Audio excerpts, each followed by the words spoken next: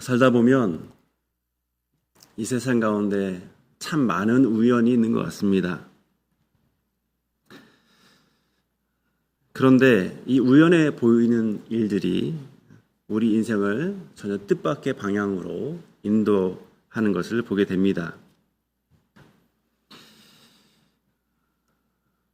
이런 우연들이 쌓인, 그래서 그 결과를 맛본 우리들은 그래서 이렇게 생각할 수도 있죠. 과연 이것이 정말 우연일까?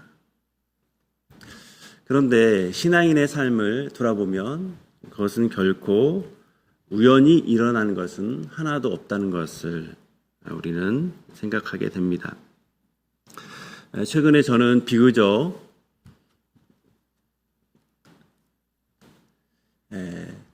가장 최근에 전주 열린문교회에 오게 되었습니다. 저보다 뒤에 오신 분들은 없으시죠? 예.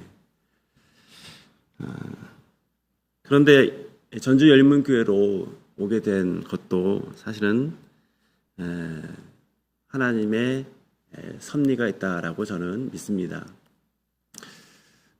저는 사실 이 전주 지역에 이렇게 주님을 사랑하고 또 서로를 신실하게 섬기는 아름다운 신앙 공동체가 있는지에 대해서 잘 알지 못했습니다. 그런데 어떻게 제가 이렇게 복된 공동체를 섬길 수 있게 되었을까요? 이런저런 과정이 있겠지만 결정적인 계기 중에 하나는 제 아내의 전주살이라고 할 수 있습니다. 아내가 20여 년 전에 전주에서 대학을 다녔습니다. 그리고 대학 다닐 때 동아리 소개를 통해서 전주 열린문교회를 오게 되었습니다. 물론 대학 졸업 후에는 이제 직장 생활을 하면서 전주에 올 일이 전혀 없었던 사람입니다. 그런데 그 과정에 목사님 저를 만나서 결혼을 하게 되었고 결국 하나님의 세밀하신 인도하심에 따라 이 교회로 다시 오게 된 것이죠. 따라서 전주 열린문교회에 오게 된 것 중에 제 아내가 상당한 역할을 했다라고 볼 수도 있습니다. 그러면 저는 또 어떻게 제 아내를 만나게 됐을까요? 신대원 시절 함께 친하게 보내던 동기의 소개를 통해서 만나게 됐습니다. 그러면 그 동기는 어떻게 만나게 됐을까요? 그 동기는 동아리에서 만나게 됐습니다. 그러면 그 동아리는 제가 어떻게 가게 됐을까요? 제가 학부 시절 때 IBF라고 하는 동아리를 했는데 그 동아리를 통해서 알게 된 목사님의 교회를 제가 신대원 준비하면서 서울에서 다니게 됐습니다. 그리고 그 목사님께서 신대원에 가면 이런 동아리가 있는데 성경 연구하는 동아리가 있는데 가서 열심히 했으면 좋겠다라는 권면을 들었던 것이죠. 이렇게 꼬리에 꼬리를 무는 질문을 던지다 보면 신앙인으로서 내릴 수 있는 답은 딱 하나라고 할 수 있습니다. 바로 하나님의 섭리입니다. 라는 것이죠. 어디 저뿐이겠습니까? 오늘 이 자리에 예배하러 오신 분들에게 어떻게 전주 열린문교회에 오게 되었습니까? 라고 여쭈면 아마 이런저런 하나님의 섭리에 대해서 아마 말씀하실 것입니다. 결국 하나님의 신실한 섭리가 아닌 것은 없는 거죠. 오늘 우리의 이 작고 사소해 보이는 우리 개인적인 일상마저도 하나님께서는 완벽한 타이밍 가운데 엮어가시는 분이십니다. 그러면 오늘 본문의 등장에서 수많은 믿음의 사람들에게 영적인 교훈을 남기는 이 야곱의 인생은 얼마나 더 철저한 하나님의 섭리 가운데 있겠습니까? 꼬리에 꼬리를 무는 인생의 질문, 그 끝에서 야곱이 마주한 그 하나님의 거룩한 섭리를 오늘 좀 보도록 하겠습니다. 자, 1절을 통해서 그 첫 번째 발걸음을 보도록 하겠습니다. 1절은 이렇게 말합니다. 야곱이 길을 떠나 동방 사람의 땅에 이르러. 우리말 성경은 길을 떠나라고 번역했지만 히브리 원문에 보면 그가 그의 발을 들었다. 야곱이 그의 발을 들었다라는 아주 독특한 표현입니다. 왜 이렇게 표현할까요? 이 발걸음이 이전의 발걸음과 다른 발걸음이기 때문이죠. 여러분, 당시 관습에서 족장이 아들이 신부감을 구하러 갈 때 반드시 신붓갑, 모하르를 가지고 가야 했습니다. 창세기 24절에 보면 아브라함이 종을 시켜서 이삭의 배필을 구하도록 합니다. 그때 이 종은 낙타 10마리, 금은 패물과 각종 선물을 가지고 갑니다. 물론 그 신부값에 대한 가치는 각각 다르겠죠. 하지만 중요한 것은 신부값을 준비하여 가야 신부를 얻어올 수 있다라고 하는 거죠. 그런데 야곱은 아무것도 없이 갑니다. 이삭은 야곱을 하란으로 보내면서 축복을 합니다. 하지만 실제로 보낸 그 과정에서는 재정적인 지원도 하지 않고 여의 경비도 그리고 가장 중요한 신부값도 함께 보내지 않습니다. 이삭도 리브가도 이것이 무엇을 의미하는지 잘 알았을 것입니다. 신부값이 없이 보내진다는 것은 곧 야곱이 수년의 노동을 해서 신부를 얻어와야 된다는 뜻이죠. 우리는 야곱의 하란 행위, 명목상 신부를 구하는 여정이라는 것을 압니다. 하지만 한편으로는 형의 에서의 분노를 피하기 위한 도피 여행이죠. 그런데 이삭의 지원 없는 이 여정을 고려한다면 이것은 한편으로는 아버지를 속인 대가를 그의 온몸으로 치르는 것이다 라고 볼 수 있습니다. 마치 교도소 노역하지 않습니까? 하루 노동을 통해서 벌금을 이렇게 하나하나씩 따는 것처럼 지금 야곱은 그의 홀로 하란으로 가는 그 여정을 통해서 아버지를 속인 대가를 치르게 되고 있는 거죠. 물론 야곱이 처음부터 이 대가가 얼마나 클지에 대해서는 크게 실감하지 못했을 것입니다. 하지만 그 낯선 길 며칠을 지나면서 돌베개를 베고 자는 그 여정을 그가 보내면서 외로움을 느끼고 불안을 느끼면서 그 대가가 얼마나 처절한지를 서서히 깨닫게 되었을 것이죠. 아무튼 집을 떠난 야곱의 최우선의 과제는 무엇입니까? 하란에 도착하는 것이죠. 그리고 하란에 그의 외삼촌 라반이 있는지를 확인하는 일입니다. 또 거기에다가 그에게 여식이 있는지도 확인하는 일입니다. 또한 결혼을 위해서는 거기서 노동을 해야 되는 일이죠. 다시 말하면 야곱은 하란으로 가는 길의 안전도 그렇지만 과연 내가 목적한 바를 이룰 수 있을까라는 염려와 근심을 가지고 그 길을 계속 가고 있는 것이죠. 그런데 우리가 지난 시간 본 것처럼 놀랍게도 그 과정 가운데 하나님께서 그를 꿈으로 만나 주십니다. 28장 15절입니다. 내가 너와 함께 있어 내가 어디로 가든지 너를 지키며 너를 이끌어 이 땅으로 돌아오게 할지라. 하나님께서는 임마누엘의 약속뿐만 아니라 그 땅의 회복의 약속, 땅으로 돌아올 것이라는 약속, 많은 씨를 얻게 되리라는 약속도 주십니다. 그래서 베델에서의 야곱의 선 이후에 하란으로의 야곱의 여정은 이전과는 다르게 큰 가능성을 품은 그런 기대하는 여정이 되는 거죠. 야곱은 도망하는 길에서 하나님을 만나고 하나님의 약속을 받았습니다. 그래서 1절에 이 표현은 그저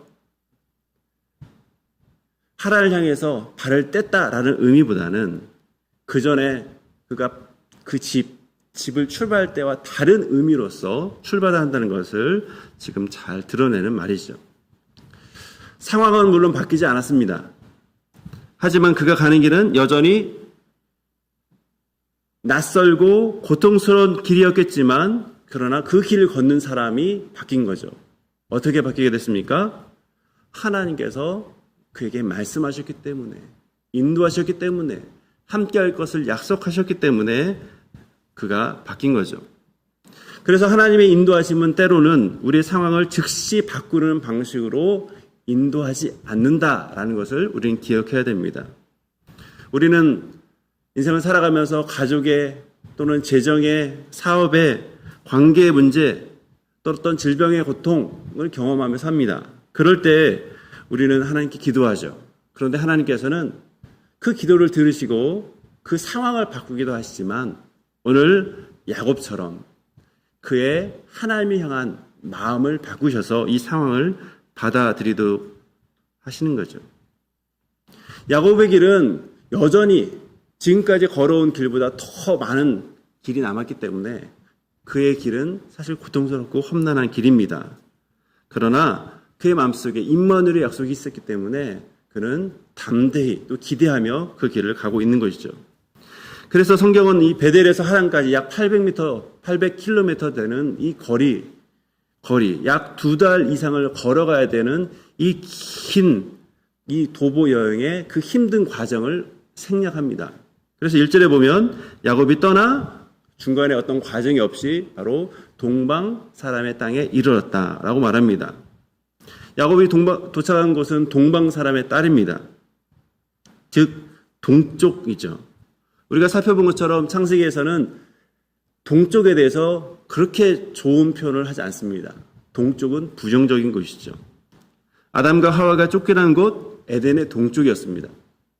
동생을 죽인 가인이 머문 곳이 에덴 동쪽 노땅이었어요. 바벨탑을 쌓고 그들 이동한 방향도 동쪽 시날 땅이었습니다. 즉 동방은 하나님을 떠난 사람들이 가는 곳이자 심판의 자리를 상징하는 곳이었습니다. 그런데 야곱이 지금 어디로 가고 있습니까? 그 동쪽으로 가고 있는 거예요. 불안하고 어두운 방향으로 가고 있습니다. 오늘날 만약에 사람들이 이런 상황을 마주하면 그 불안한 마음에 점을 치러 간다고 합니다. 그런데 점치는 사람이 이번에 동쪽으로 가면 불길해. 물을 피해야 돼. 불을 피해야 돼. 이런 얘기를 하면 많이 휘둘리곤 합니다.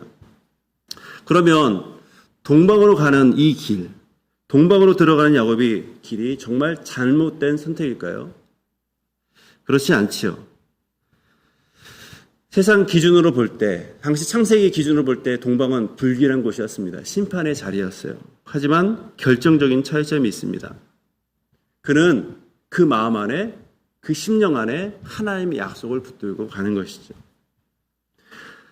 빈손이지만 그의 영혼 안에는 하나님의 약속, 임마누엘의 약속을 굳건히 붙들고 가는 것이 차이입니다. 그래서 하나님의 인도하심은 우리를 언제나 안전하고 평안한 자리, 마치 서쪽과 같은 그 자리로 인도하는 것이 아니라 때로는 낯설고 고통스러운 자리, 내 힘으로 감당할 수 없는 뭔가 대가를 치러야 하는 나만의 동쪽으로 보내실 때가 있습니다. 하지만 임마누엘의 약속을 받은 사람은 동쪽이 심판의 땅, 저주의 땅이 아닙니다. 나를 괴롭게 하는 땅이 아닙니다. 그곳은 선하신 하나님의 보호의 역사, 그리고 능력의 역사, 하나님의 신실하심을 경험하는 최적의 장소가 되는 거죠. 이렇게 상황은 그대로이지만 야곱의 발길은 아주 힘찬 발길이 됩니다. 그렇다면 이 임마누엘의 말씀을 듣고 동방의 땅에 첫 발을 디딘 그 야곱의 삶 가운데서 하나님께서 어떻게 구체적으로 역사하시는지 우리 2절을 보겠습니다. 야곱이 이 낯선 땅에서 본 것은 들판에 있는 우물입니다. 주위에 상당한 양떼들이 몰려 있습니다. 본문은 세 떼가 누워 있다라고 묘사를 하지요. 그런데 우물 입구에 큰 돌이 덮여 있습니다. 물은 있지만 아직 마실 수 없는 상황입니다. 그래서 다른 목자들은 양떼를 데리고 왔지만 지금 기다리고 있는 상황입니다. 왜 이런 일이 있을까요? 2절과 3절은 당시 관습을 소개를 합니다. 모든 떼가 모이면 함께 돌을 굴리고 양들에게 양들에게 물을 먹인 다음에 다시 우물을 덮는 관습이죠. 왜 이런 관습이 생겼을까요? 당시 목축사회에서 우물은 공동체의 생명을 지탱하는 아주 소중한 공동 자산이었습니다. 이 전주의 수원은 저쪽 용담호에서 온다고 들었습니다. 그렇다면 용담호 오염되지 않도록 잘 관리하고 통제하는 것처럼 물이 귀한 이 당시에 우물을 잘 관리하고 통제하는 것, 그것을 혼자 하는 것이 아니라 다 같이 하는 것이 상당히 중요한 일이었습니다. 그래서 우물 입구에 상당히 큰 돌을 둔 것으로 보입니다.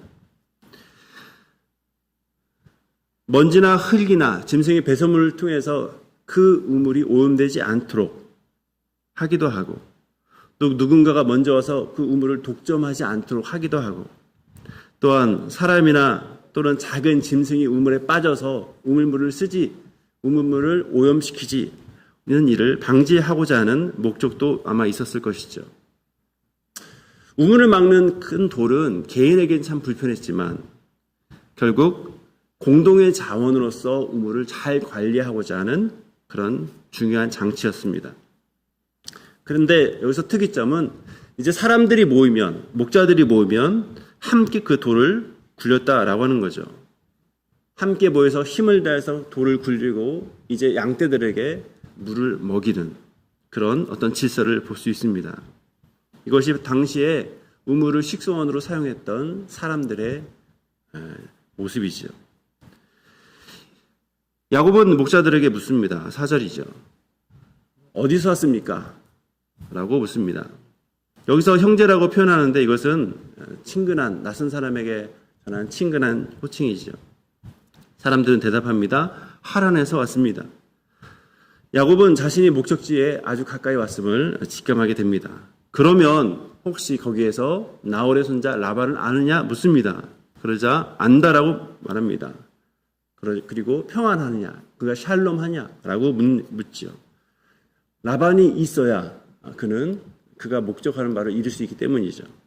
그리고 이 사람들은 그가 평안하고 지금 그의 딸 라헬이 이 지역으로 지금 그의 양떼를 몰고 오고 있다라고 하는 내용도 알려주고 있습니다. 여러분, 지금 야곱의 최우선 과제는 하란에 도착하는 겁니다. 그리고 외삼촌 라반을 만나는 일입니다. 라반의 여식을 만나고 또 그 여식을 자기의 신부감으로 치르기 위한 노동을 제공해야 하는 일입니다. 그런데 오늘 이 타임을 한번 보세요. 이 낯선 땅에서 그가 어떻게 오늘날 지도가 없는 상황에서 어떻게 자기의 어떤 계획을 세웠겠습니까? 그럴 수 없는 상황에서 하나님은 이렇게 인도하시죠. 그가 계속 걸었을 뿐인데 그 우물에 도착을 하고 그곳에서 하란 사람을 우연히 만납니다. 우연히도 그들은 라반을 알고 있습니다.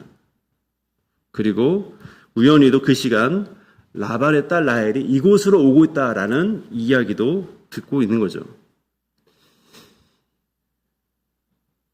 그리고 우리가 아는 것처럼 라헬은 결국 야곱의 신부가 됩니다. 여러분, 이 모든 만남과 타이밍이 정말 어쩌다 걸려든 우연이겠습니까? 결코 아니죠.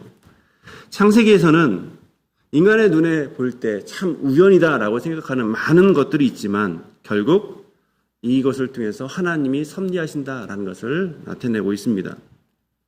창세기 24장에 보면 아브라함의 종이 우물가에서 기도합니다. 주님, 저를 순조롭게 하셔서 주인의 며느리가 될 사람 만나게 해 주십시오 라고 그 기도가 끝나기 전에 리브가가 나오죠.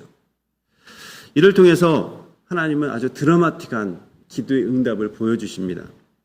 그런데 29장의 야곱은 그 종처럼 순조롭게 만나게 해달라는 기도는 보이지 않습니다. 하나님의 이름도 하나님의 나타나심도 전면에 등장하지 않습니다.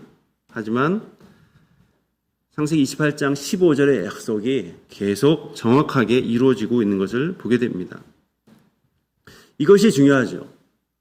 하나님은 말씀하지 않으셔도 지금 우리 가운데 함께 하시고 일하고 계신다라고 하는 겁니다. 기도 응답이 정말 드라마틱하게 되었으면 참 좋겠습니다.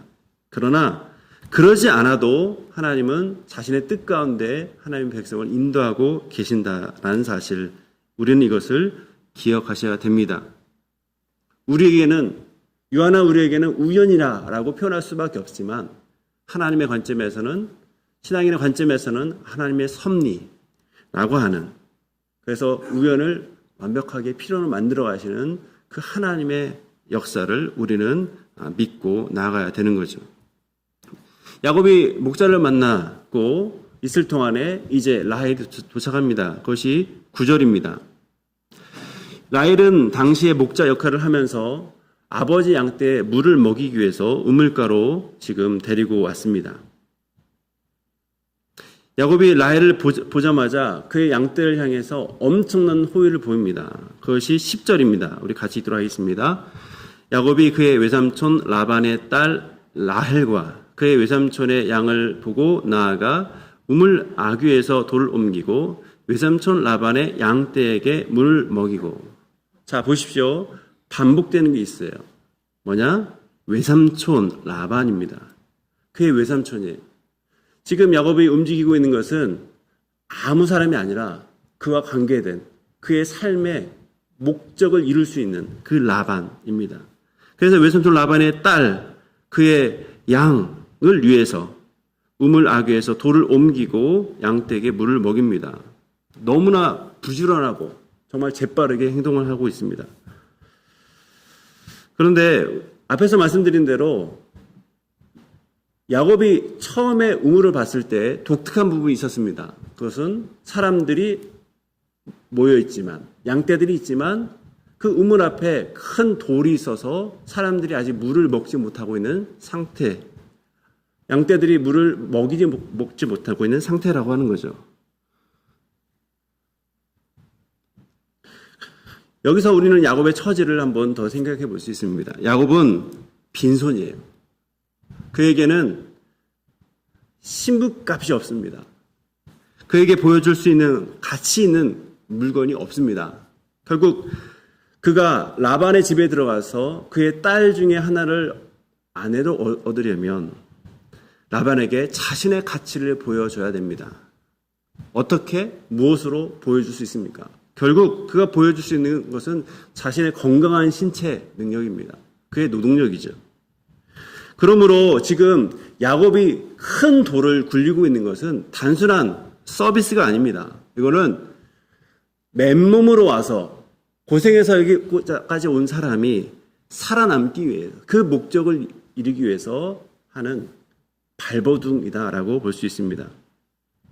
앞서 목자들이 많이 모여야 그 큰 돌을 함께 도와서 협력해서 돌을 옮길 수 있다라고 말씀드렸습니다.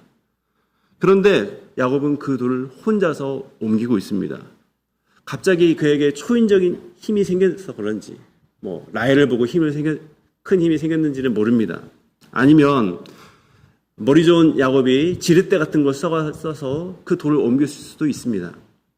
분명한 것은 그들의 규칙을 깨면서까지도 지금 당장 자신의 외삼촌 라반의 양떼에게 물을 먹이는 이 대단한 능력을 지금 누구 앞에서 보이고 있는 겁니까? 라반의 딸 라헬 앞에서 보여주고 있는 거죠. 창세기 24장에 보면 리브가가 물을 길어서 아브라함의 종 그리고 그 낙타들에게 물을 주는 것을 보게 됩니다. 이 모습을 통해서 리브가의 그 성실함이 입증돼서 아브라함의 족장의 며느리로 발탁이 되고 됩니다. 하지만 오늘 29장에서는 반대로 누가 누구에게 물을 줍니까? 야곱이 라헬의 그 양떼에게 물을 줍니다. 그 거대한 큰 돌을 혼자 움직이는 그 능력, 그 노동력을 보여주고 있는 거죠. 아마 이 강렬한 이 첫 인상은 라헬에게 상당한 매력이 되었을 것이죠. 그리고 훗날 라반에게 야곱을 고용하게 만드는 결정적인 계기가 되었을 것입니다. 여러분, 하나님의 약속은 이렇게 빈손인 사람을 통해서도 이루어져 가고 있다는 것을 여러분 기억하셔야 됩니다. 하나님은 야곱에게 약속하셨습니다. 내가 너를 지키고 보호하고 다시 돌아오겠다라고 약속하셨습니다. 그런데 지금 당장 야곱은 빈손입니다. 그 빈손이지만 그러나 하나님은 이런 방식을 통해서 오히려 빈손인 사람을 통해서 더 분명하게 하나님께서 일하신 것을 보여주신 거죠. 가진 것이 많을 때 우리는 내가 가진 것으로 하나님의 일을 나타내려 합니다. 하지만 아무것도 없을 때도 하나님의 일을 나타낼 수 있다는 것을 이 내용을 통해서 기억하셔야 되죠. 양떼에게 물을 다 먹인 이 야곱이 한 것은 라헬에게 다가가서 친족 간의 인사를 하고 그 앞에서 갑자기 큰 소리 내어서 엉엉 울기 시작합니다. 그것이 11절과 12절 상반절이죠. 여러분, 이 눈물은 어떤 눈물이었을까요? 야곱은 빈손으로 오랜 길을 혼자 걸어왔습니다. 2달 이상 걸어왔죠. 형의 분노를 피해서 떠났고 부모의 집을 떠났고 약속의 땅을 떠났습니다. 그런데 드디어 낯선 땅에서 어머니의 친족을 만나게 된 것이죠. 이것은 결국 하나님께서 자신을 버리지 않았다라는 사실. 하나님의 약속이, 그 베델의 약속이 실현됐다라고 하는 그 감격 가운데 그는 아마도 그 몸에 그가 온몸으로 전율 했을 것이죠. 그래서 야곱이 흘리는 이 눈물은 다양한 의미가 있겠지만 하나님께서 여기까지 이끄셨구나라는 큰 은혜 그리고 감사에 대한 눈물이었을 것이죠. 우리도 신앙생활 하다 보면 이런 감격적인 순간이 있습니다. 지나고 돌아보니 하나님께서 여기까지 이끄셨다. 모든 것이 다 은혜구나라고 하는 그런 고백하는 순간이죠. 그럴 때 우리는 눈물이 나면서 이렇게 고백합니다. 하나님이 나를 버리지 않으셨군요. 저는 혼자 걸어온 것 같았는데 하나님께서 함께 하셨군요. 라는 고백을 하게 됩니다. 이제 라헬은 달려가서 아버지 라반에게 이 소식을 전합니다. 그리고 라반은 야곱을 맞으러 달려옵니다. 그리고 그를 안고 입 맞추고 자기 집으로 데려갑니다. 야곱은 자신의 모든 일, 지난 일을 라반에게 지금 말합니다. 그리고 라반은 이렇게 선언하죠. 29장 14절입니다. 너는 참으로 내 혈육이로다. 내 뼈 중에 뼈요, 내 살 중에 살이라고 하는 우리 창세기 2장. 이 고백처럼 친족이다, 가족이다 라는 것을 지금 고백하고 있습니다. 그래서 야곱은 결국 그 친족의 집에 머무는 그 1차 목표가 이루어지게 됩니다. 베델에서 주신 하나님의 약속이 하란의 도착과 그가 장기간 머물 수 있는 그런 공간이 생겨진 것으로 응답이 된 것이죠. 그런데 우리가 창세기를 좀 아는 사람들은 이런 라반의 환대가 그렇게 좋아 보이지는 않습니다. 왜냐하면 라반의 집은 안식처이면서도 동시에 야곱을 혹독하게 훈련시키는 훈련장이 되기 때문이죠. 이제 15절 이하에서는 이제 야곱의 본격적인 연단이 시작이 됩니다. 야곱이 라반의 집에 머문 지 한 달이 지나자 라반이 이렇게 말합니다. 내가 비록 내 생질이나 어찌 그저 내 일을 하겠느냐. 내 품삯을 어떻게 할지 내게 말하라. 라반은 한 달 동안 야곱을 지켜봅니다. 야곱의 성실함, 그 노동의 능력을 아마 확인했을 것이죠.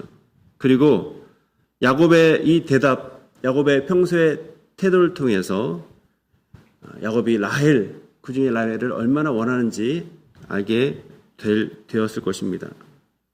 그래서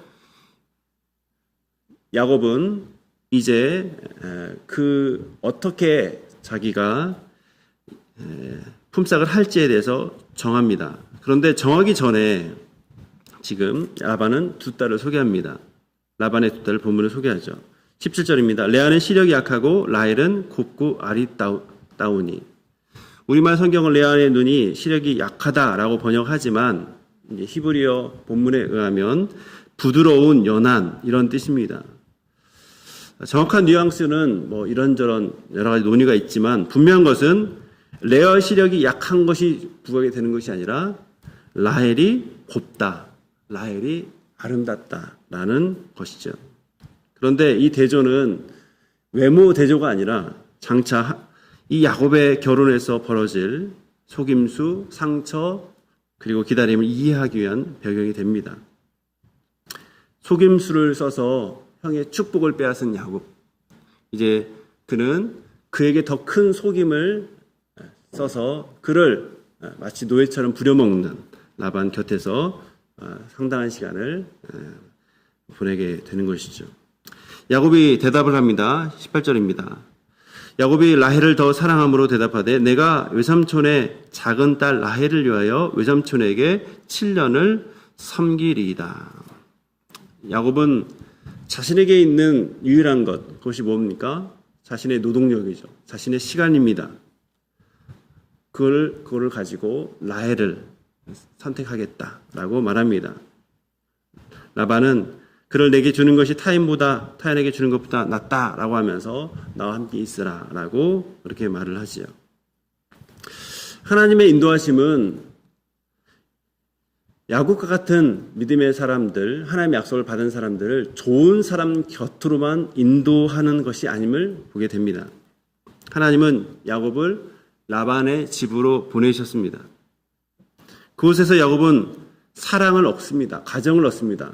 그런데 또 다른 것은 그는 라반과의 관계 때문에 마음에 큰 고통을 얻는 것이죠. 많은 재산을 얻게 되지만 그 재산을 얻는 기간 동안에 많은 수고가 있었습니다. 결국 하나님의 약속은 하나님의 백성들 향한 하나님의 약속은 고난 없는 길이 아니라 고난 속에서도 하나님이 함께 하시는 것이 오늘 본문을 통해서 강조되는 부분입니다. 29장 20절 우리 마지막 구절 우리 다 함께 읽도록 하겠습니다. 야곱이 라헬을 위하여 7년 동안 라반을 섬겼으나 그를 사랑하는 까닭에 7년을 며칠같이 여겼더라. 야곱이 신부를 위해서 지불할 값은 자기 인생 7년입니다. 하지만 오늘 본문은 7년을 며칠처럼 여겼다라고 말합니다. 그리고 무엇이 7년을 며칠처럼 여기도록 합니까? 그것은 사랑이죠. 사랑은 야곱의 시간을 바꾸어 놓습니다. 사랑하지 않으면 하루도 길지만 사랑하면 7년도 견딜 수 있게 되는 것이죠. 사랑하지 않으면 작은 수고도 억울하지만 사랑하면 그 수고도 큰 의미가 있게 된다는 것을 알게 됩니다. 사랑은 우리를 견디게 하고 그래서 의미 있게 하고 그래서 누군가를 향해서 헌신하게 되는 거죠. 그리고 이 헌신의 시간을 통해서 누군가를 향한 헌신의 시간을 통해서 그 기다림의 시간을 통해서 하나님은 야곱을 계속 빚어나가고 있습니다. 오늘 말씀을 맺도록 하겠습니다. 야곱은 빈손으로 하란에 도착합니다. 하지만 하나님께서는 야곱을 빈손으로 두지 않습니다. 하나님의 약속은 계속 진행 중입니다. 하지만 그 약속을 이루시는 하나님의 면모를 보여주고 있는 것이죠. 물론 그 과정 속에서 야곱은 긴 연단의 과정을 겪습니다. 하지만 그 연단의 과정 속에 혼자 있는 것이 아니라 하나님과 함께 있는 그런 인생을 살게 되는 것이죠. 처음에 던졌던 이 꼬리에 꼬리를 무는 질문 한번 우리 삶 가운데 던져봤으면 좋겠습니다. 여러분은 이 전주열린문교회 어떻게 오시게 됐습니까? 어떻게 함께 예배하게 되었습니까? 어떻게 이 복된 공동체의 일부가 됐습니까? 다양한 과정이 있었겠지만 그 대답은 오직 하나. 우리의 모든 발걸음을 완벽한 타이밍 가운데 인도하시는 하나님의 섭리하심, 하나님의 선하신 섭리, 은혜의 섭리 덕분일 것입니다. 하나님의 섭리는 지금까지 우리를 은혜의 비행기를 태워서 우리 인생길을 인도해 내십니다. 하나님께서 그 조종하시는 그 은혜의 비행기 안에 있을 때 우리는 이 땅 가운데서 하나님의 은혜의 풍성함을, 그리고 마침내 새 하늘과 새 땅을 경험하게 될 것입니다. 혹시 오늘 내 손에 아무것도 들려져 있는 것 같지 않은 막막함이 있습니까? 우리 삶에 뭔가 가로막는 커다란 돌 같은 게 있습니까?